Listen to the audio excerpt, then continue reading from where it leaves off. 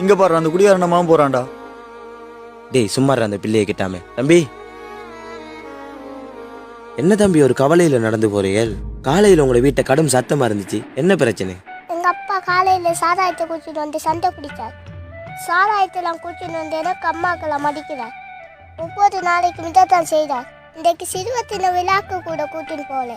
இந்த நண்பர்கள் எல்லாம் அவங்க அப்பா அம்மாவோட போயிருப்பாங்க, நான் மட்டும் நான் போகல. பாத்தியா, இதைத்தானே நீ கெத்துன்னு சொன்ன? அப்பா சாராயத்தை குடிச்சுன்னு வந்து சண்டை பிடிக்கிறார்.